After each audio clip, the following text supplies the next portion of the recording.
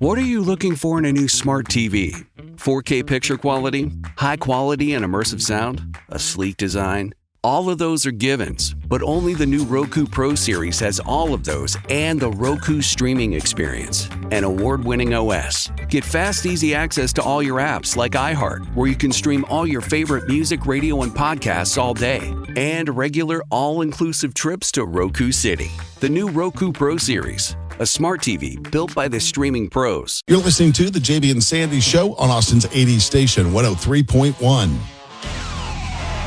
Our friend Stephen Presley, you can find him on Instagram at ThunderPopTV, also on YouTube. Joins us every Friday to talk pop culture, things that are happening in Hollywood. And in this case, we're going to talk a little bit about the Breakfast Club reunion that happened in Chicago. We'll save that for just a moment. Let's start out. Are they really making a Toys R Us movie? Yeah, it's in pre-production. It's been greenlit. Toys R Us, the movie, it's in the works. It's a movie around the iconic toy store, and yes, this is something that obviously is trying to tap into the nostalgia, like Barbie did. Will it work with Toys R Us though, like it did with Barbie? If they have all the characters and stuff and all the toys inside come alive or something, I could see that. Jeff, the giraffe. Yeah, right, Jeffrey. Is it like Solo? Jeffrey. I mean, Jeffrey. Yeah. Goofrey. That's how he spelled it. But Jeffrey had like a wife and kid, right? What? Didn't he have a Mrs. Jeffrey and a little tiny giraffe guy? I think they did expand the universe at some point, and he had family. They showed his family. And in the movie, is it closed and abandoned? Yeah, like all the rest of them are. I didn't know there were any left. Yeah, is it a period piece, or is it, like you said, is it a dystopian version of that? I mean, also, hey, before you make a Toys R Us movie, give me my Paul Blart Mall Cop 3. Yeah, because that movie is ripe for the making. You're talking about a abandoned store. You could do the mall is about to be closed with Paul Blart trying to save the mall. Yeah, can we? I mean, I admire Toys. This is clearly a commercial for Toys R Us trying to make a comeback, I'm guessing, but. Can we all agree that there's just some things that you just need to let go of? And Toys R Us, kids today are going to be just fine not going to Toys R Us. Don't you think? Weren't we chatting about this? I think when Target rebranded a couple decades ago, you remember they came back and they were really fashionable. All of a sudden it became cool. Mm-hmm. And, the mommies buying toys are going to go to Target first. Toys R Us was just, it was dated when the last time I was there. It just didn't fit. When it finally went away. Target went from Targetto to Target. Yes, it did. They did. They did a great job with that. Trisha, boy, you should see the credit card bills from Target. Shut up. Target's dangerous, man. It is. Oh, it is dangerous. And I think Target shot itself in the foot when they started the shop online, and then you come and park and they bring it out to you, because most of my money was spent on the stuff I didn't know I needed until I went into Target. I feel like they're losing a lot of money by not having everybody come into the store. Just my opinion. Yeah. I'm sure they did a research project on that. I know. Trisha. I mean, I'm sure they're smarter people than me. I'm just saying they lost some of my money for sure. Moving along, Supergirl, Woman of Truth. What's this about? Yeah, we know about the Superman movie. Of course, we've seen the trailers. It's coming out this summer. But the next summer after that, we're going to get the Supergirl movie. It's almost wrapped filming. It's called Supergirl, Woman of Tomorrow. And Millie Alcock, who's a big star from House of Dragon, is going to be playing Supergirl. Is she that bucktooth girl you told us about last week? Oh, no. That's Sydney Sweeney. No. That's sorry. Amy something. Yeah, the other one from Amy Lee Wood from White Lotus. Different actress. Yeah. The one that can eat an apple through a fence. Exactly. Yeah. Yeah, okay. Yeah, White Lotus actress. This one was the one you would see in a lot of the posters for the original. It's not actually House of Dragon. It was the show before House of Dragon, which was Game of Thrones. Yeah, Game of Thrones. Yeah, she was in everything. Yeah. She had a real quirky look. Yeah, maybe bad teeth too. I don't know. I'll have to see a picture. Yeah, that's a funny thing. It's a funny thing with especially like any English show that I watch that's made within the last 10 or 15 years. I struggle with it. Like I'm watching Mobland right now, and that's an English setting, English gangsters, English family. and they all have perfect teeth. Wrong. No, I'm like, It's not authentic. This is not authentic at all. There is not a family in England that has teeth as nice as those the Harrigans do. I'm telling you. So, anyway, Supergirl. When does that come out? it's coming out summer of 2026. This one promises to be more gritty than the Superman movie because Supergirl lived a harder life. She was raised on some rock floating around in space. Meanwhile, Superman's at that nice farm in Kansas with a nice family. She gets abandoned on a rock. Oh, she's got some anger issues then, huh? Yeah, she's going to have some anger issues.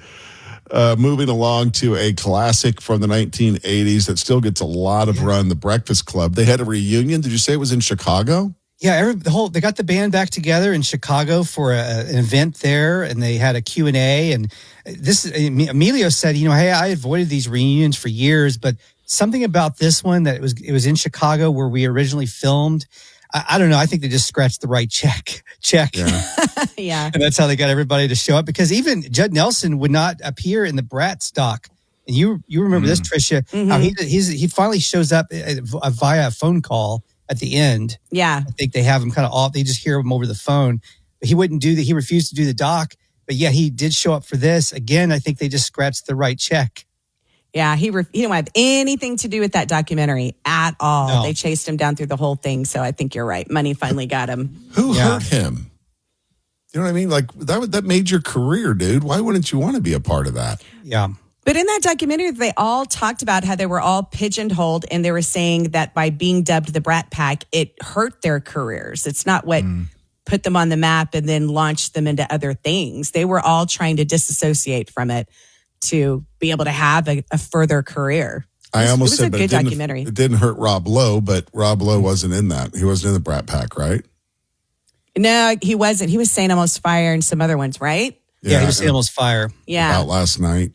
About last night, some of the others. I think it's kind of having a balance, having a great attitude about it and not coming off negative about it, but then also being able to reinvent. And that's what Rob Lowe did. He was able to reinvent. He took smaller roles just to keep working. He was on Parks and Rec for a while. And then he did that. I think he did a fireman show that's filmed here in Austin. It kind of helps him that he doesn't age either. And that he's hot. Oh, yeah. Yeah. He's a handsome man. That's for sure. Who's hotter, him or John Stamos, Trish? Oh, Rob Lowe for sure. I had the Rob Lowe poster when he had the white tank top and the cream suit on, but off his shoulder. I had that poster when I was like in middle school. I wonder where it is. Do you still have it? No, I don't still have it. I don't still have posters on my wall. Coming up, Stephen Presley from @ThunderPop TV on Instagram. You can find him on YouTube as well. He's going to stick around. Coming up, boy, the Netflix CEO. He's awfully proud of himself and his company, isn't he? He's throwing down the gloves with movie theaters in Hollywood. Stephen's got the details for us. Coming up on Austin's 80s station, 103.1, and streaming on the iHeartRadio app. The Netflix CEO is pulling no punches. Wait till you hear what he has to say about Netflix movie theaters in Hollywood. That's coming up. Stephen Presley is our guest. Find him on Instagram @ThunderPopTV. Also on YouTube, same handle. But first, there's a TV show that's ending that I don't think any of us knew was even still on. Yeah, it was the rebranded version of Roseanne that was called The Connors. It's been on. It made it for 7 seasons as The Connors before they just ended the show this week. And a lot of people some people were online upset because they felt like for the finale they were expecting some kind of cameo like from Roseanne. Either in a flashback or in some, like she comes back as a ghost. And the producer said, we didn't do that, but they do actually make her character part of the story arc in the finale. People that have watched it may be aware of that. What's interesting, that what happened with her is not unlike what happened with Charlie Sheen, being on a very popular show and then getting removed from the show because of their decisions that they made away from the show. And, of course, Seinfeld said it was the most quickest way ever to end a career is through a tweet. Yeah. He said that's different. He said that's a unique way to do it. At the time, I remember him saying that. What's crazy is around this time, a lot of shows were being revitalized. They had, we have a Night Court revitalization now, but there was a Will and Grace was brought back. Well, a lot of people might not know is Cosby was in development with NBC for a new show that sounded an awful lot like a Cosby Show revitalization. And of course, that was canned really quick. But can you imagine if that show had made it on TV like Roseanne around the same time, and then how they both had their issues? Oh, those Cosby's issue and Roseanne's were right around the same time. I think they were close to. I think Cosby was actually had already happened before Roseanne. Oh. But if the timing of the Cosby thing had happened later, and they had gotten that Cosby revitalization on TV before it had happened, can you imagine how crazy that would have been? But think about it like this, too. I mean, Theo Huxtable's out there going, man, I need this gig. Yeah. He's on one of the shows I currently watch called Alert. It's a Theo like a pop Huxtable? show. Yeah. Theo Huxtable. He's still one have of the the characters. A little football player mustache? No, he's big, hulking guy. He's kind of got a really deep voice. His character's kind of a hard ass. It's pretty good. It's just a show I just kind of dabble in a little bit. And Lisa Bonet was married to Jason Momoa for a long time. Wasn't she married to Lenny Kravitz, too? Yeah, she was. Right. Yeah, Momoa and Kravitz. That's a pretty good life. So so I think she did. I mean, you say that like you thought right. about that. I'm just saying. I mean, that's a pretty good combo. Yeah, right. Chick. It's a high bar that she has set for anybody after that. Who's next, right? Yeah. Let's talk a little bit about the Netflix CEO and the claims that he is making. Yeah, Netflix CEO declared, we're saving Hollywood. He said, we are saving Hollywood. And he said, by the way, movie theaters are outdated. We're what people need now more and want. Wow. Really? I kind of agree with him on that. I just don't enjoy the theater experience most of the time. And home televisions and sound systems have gotten so good. Yeah. I'd rather watch. If they can, I've always said, if they can figure out how to, do first run movies at home, I'm all in. Like, that would be great. I'd see everything. Immediate release to streaming. Yeah. Yeah. But are the Netflix movies, I mean, are they kind of what used to end up in Redbox? I mean, are they... Yeah. Whenever you see the Netflix there have been some good ones, but I'd say like one out of every maybe 7 or 8 is really good. Yeah, they're not consistently great. I totally agree with you on that. I all the time look around for something good to watch on Netflix and I mean the other streaming services too. And it's incredible how many options are out there. And then I end up a half hour later and with nothing to watch. It's just too much. Go ahead, Stephen. I'm sorry. Well, the other gripe about Netflix is they put these shows on and they don't finish all of them. They pull the rug out from under them and cancel some of them before they give them a proper finale. No closure. Yeah, and so those shows stay on the streaming app, and then if you're looking for shows to watch, say like a show like The Glow, which was the Gorgeous Ladies of Wrestling show that I watched, that they ended abruptly. There's another show called Mindhunter. Sound very bitter about the You're still very bad. bitter about that. Exactly. They canceled my Glow. Gorgeous Ladies of Wrestling. Wow, I didn't even know about that. Yeah, can you imagine if some of our favorite series in our life had no finale? They just went away. Like there was no Friends finale. Imagine. Right? People would go nuts. Or no Seinfeld. Sopranos finale. Yeah. People would just be like, what? They're tough to do. crazy. A good finale is not easy, right? To just wrap everything all up. I mean, people seems like they're never happy with how things end. But I recently watched something that had the perfect ending.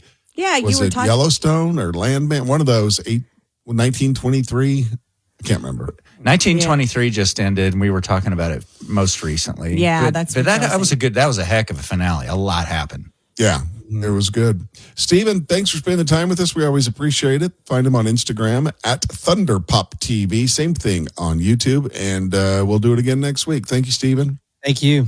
Have you ever wondered what it would be like to have supervision, enhanced hearing, extraordinary reflexes, to be, dare we say, superhuman? Well, Roku's new Pro Series TV Can't do any of that for you. But with a 4K screen, side-firing speakers, and a blazing fast refresh rate, it'll sure feel like it. Elevate your entertainment using all your favorite apps like iHeart and play all your music, radio, and podcasts with the new Roku Pro Series. Your senses aren't better. Your TV is. For some of us, personal finances aren't just personal. They include a lot more people than ourselves. Loved ones, neighbors, the communities we call home, and the causes we hold in our hearts. At Thrivent, we help plan your financial picture with the bigger picture in mind. Because even though our business is helping guide your finances, our ambition is to make it mean so much more. Thrivent, where money means more. Connect with us at Thrivent.com.